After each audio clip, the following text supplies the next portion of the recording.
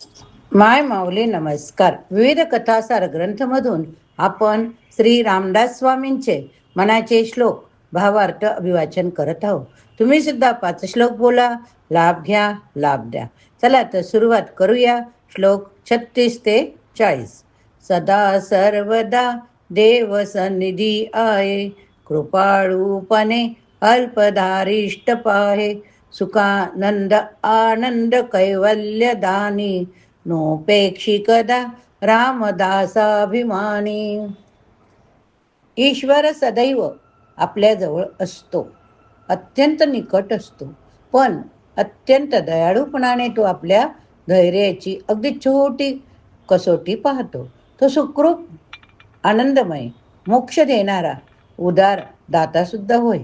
दासाभिमानी भगवंत आपल्या दासाची कधीही उपेक्षा करीत नाही. भक्तिपंथावर वाटचाल करीत असताना भक्ताला भगवत विषयक अनेक अनुभव येतात. भगवंत माझ्यापाशी आहे असा साक्षात प्रत्यय येणे हा त्या सर्व अनुभवाचा राजा. भगवंताचे जवळ असणे अनुभवास येऊन नाद, प्रकाश, सुगंध, वाचा सिद्धी इत्यादी अनुभव आले नाहीत तरी भक्त त्वरित ईश्वर दर्शनाकडे जातो. पण नाद, प्रकाश, भविष्य ज्ञान, दुसऱ्याच्या मनातील समजणे इत्यादी अनुभव येऊन भगवंताच्या सान्निध्याचा प्रत्यय आला नाही तर मात्र भक्त अजून आपल्या ध्येयापासून दूर असतो. देवजवळ असण्याचा प्रत्यय 3 प्रकारे येतो. 1, तो आपल्याबरोबर आहे अशा बुद्धीचा ठाम निश्चय होतो, पण तो दिसत नाही. 2, तो आपल्याबरोबर आहे याची मधून मधून प्रत्यक्ष प्रचिती येते, त्याचे दर्शन होते. दृश्य घटनेमध्ये अकल्पित अनुकूल बदल घडतो. 3, अंतर्यामी प्रकट होऊन तो प्रत्येक प्रसंगी मार्गदर्शन करतो. भगवंत जवळ असण्याच्या प्रचितीचे हे प्रकार भगवंताच्या मनोरचनेवर अवलंबून राहतात. देव दयाळू, तो अल्पधारिष्ट पाहतो असे श्री समर्थ म्हणतात. पण भगवंताचे जे अल्प असते ते आपल्याला भारी पडते असे सामान्य भक्त म्हणतात. त्यांचे हे म्हणणे बरोबर नाही. भक्तावर प्रसंग आला असता भगवंताने त्यास सहाय्य करावे ही अपेक्षा वावगी नाही. सहाय्य करावे म्हणजे काय करावे? मानवी जीवन बऱ्या वाईट प्रसंगाने विणलेले असल्याने त्यातून सारे वाईट प्रसंग नाहीसे करणे शक्य नाही, ते योग्य देखील नाही. भक्तावर वाईट प्रसंग आला असता त्याच्या मनाची स्थिरता टिकवण्याचे आत्मबल भगवंत त्यास देतो. प्रसंग फारच वाईट असेल तर भगवंत आत्मबल तर देतोच, पण प्रसंगातील अशुभ घटनांच्या घडण्यामध्ये शक्य तेवढे अकल्पित सोय करतो. अर्थात प्रसंग कसाही असला तरी जो भक्त भगवंताचे अनुसंधान बरोबर सांभाळतो त्याच्याच बाबतीत भगवंताच्या मदतीचा अनुभव येतो. माणसाचे मन देखील एखादे प्रसंगी धोका देते. वाईट प्रसंग आला असता सर्व बाजूंना अंधार दिसतो. भक्त भगवंताला आव्हान करीत राहतो. अत्यंत अशुभ परिणामाला तोंड देण्याची तो मनाने तयारी सुद्धा करतो. इतक्यात परिस्थितीमध्ये विलक्षण फरक पडून साऱ्या प्रसंगावर चा तोंडवाळच बदलतो. क्षणभर भक्ताचे मन कृतज्ञतेने भारावून जाते. तो भगवंताचे आभार मानतो. पण भगवंताची मदत दृश्याच्या द्वारा म्हणजे वस्तू, व्यक्ती यांच्या द्वाराच होत असते. म्हणून प्रसंग ओसरल्यावर मन भगवंताला विसरते, दृश्यालाच महत्त्व देते. म्हणून या विश्वामध्ये जी घटना घडते तिचे प्रधान कारण एक भगवंतच होय.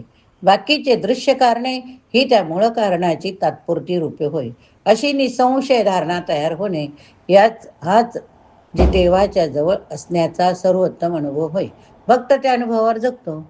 सदा चक्रवाकासी मार्तंड जैसा, उडी घालितो संकटी स्वामी तैसा, हरी भावाचा गाव गाजे निशाने, नोपेक्षी गदा रामदासाभिमानी.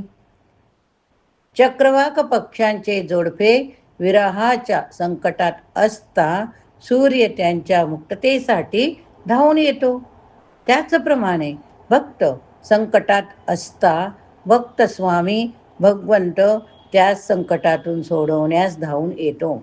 जीवनाच्या नगाऱ्यावर भगवंताच्या भक्तीचा प्रहार गरजून जगजाहीर करीत आहे की दासाभिमानी भगवंत आपल्या दासाची कधी उपेक्षा करीत नाही.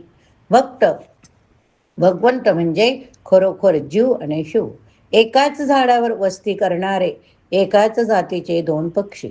भक्ताला जसे भगवंता वाचून कोणी नाही, तसेच भगवंताला भक्ता वाचून चैन पडत नाही. भक्तावर संकट आले की तो फक्त भगवंतालाच हाक मारतो. भक्ताची अनन्यपणाने भरलेली हाक कानावर पडली की भगवंताला धावल्याशिवाय चैन पडत नाही. याचा अर्थ असा की ईश्वराला मनापासून आव्हान केले की कोणत्याही प्रसंगामध्ये विश्वातील अध्यात्मशक्ती योग्य ती मदत देतात. या सिद्धांताचा अनुभव अनेक भक्तांना आजवर आलेला आहे. मनाने भगवंतापाशी राहायला शिकवावे. काय? मनाने भगवंतापाशी राहायला शिकावे. मना प्रार्थना तुझला एक आहे, रघुराज थकित हो निपाहे, अवज्ञा कदा हो ये दर्थी न कीजे, मना सज्जना राघवी वस्ती कीजे. मना, माझी तुझ्यापाशी एक याचना आहे. ती अशी की तू आश्चर्याने थक्क होऊन भगवंताकडे पहा. तू भगवंतापाशीच कायमचा निवास कर. या माझ्या विनंतीचा तू कधी अनावर करू नकोस. माणूस स्वतःच्या जीवनाकडे, विश्वाच्या रचनेकडे सूक्ष्मपणे पाहू लागला की दोन्हीकडे त्यास अनंताचा खेळ दिसायला लागतो. अनंताच्या दर्शनाने तो स्मित होतो आणि त्या आश्चर्य भावनेतून तत्वज्ञानाचा जन्म होतो. अनंताच्या दर्शनाने तो स्थितिमित पण होतो. त्या आश्चर्य भावनेतून तत्वज्ञानाचा जन्म होतो. अनंताची जाणीव स्थिरपणे मनात टिकली तर तत्वज्ञानासाठी आणखी काही साधन करण्याची जरुरी नाही. श्री समर्थांचा राघव म्हणजे अनंत वेशांनी अनंत रूपांनी नटणारा भगवंत होय. अंतवंत दृश्यातून बाजूस सरून अनंत अपार अदृश्यात मनाने कायमचे वास्तव्य करावे अशी श्री समर्थ मनापाशी मागणी करीत आहे. विश्वातील अनंतपणाने चकित होऊन जो भगवंताचे स्मरण करतो त्याची हाक भगवंतापर्यंत पोचेल. तोही कोण मला हाक मारतो हे पाहिल, यात संशय नाही. जया वर्णिती वेदशास्त्रे पुराणे, जयाचे नियोगे समाधान बाणे, तया लागी हे सर्व चाचल्य दीजे, मना सज्जना राघवी वस्ती कीजे. वेदशास्त्र पुराणे हे सारे अध्यात्म वाङ्मय अनंत भगवंताचेच वर्णन करतात. त्या भगवंताची संबंध होऊन त्याच्या जवळ गेले की माणसाला समाधानाचा अनुभव येतो. मना, अशा त्या भगवंताला आपला सहारा चंचलपणा अर्पण करून टाक. तू त्याच्या पाशीच कायमचा निवास कर. प्रत्येक माणूस समाधानाचा शोध करतो. संबंध जीवनभर त्याची खटपट चालू असते, पण अखेर ऋषीमुनी, स्वानुभवी, तत्वज्ञानी, संत, भक्त यांना ते भगवंतापाशी सापडते. ऋषीमुनींनी वेदांमध्ये भगवंताचे वर्णन करून ठेवले. तत्वज्ञ पुरुषांनी शास्त्रामध्ये त्याचेच विवेचन केले आणि कथाकारांनी पुराणामध्ये त्याचेच गुणगायन केले.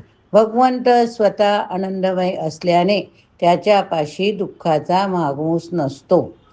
भगवंत आपल्या अंतर्यामी असून आपण त्यास विन्मुख झाल्याने आपला त्याच्याशी वियोग झाला. आपण त्याच्याशी सन्मुख होऊन आतमध्ये उतरलो तर योग होण्यास अडचण नाही. भगवंताशी योग म्हणजे समाधानाची प्रचिती. पण येथे अडचण येते ती मनाच्या चंचलपणाची.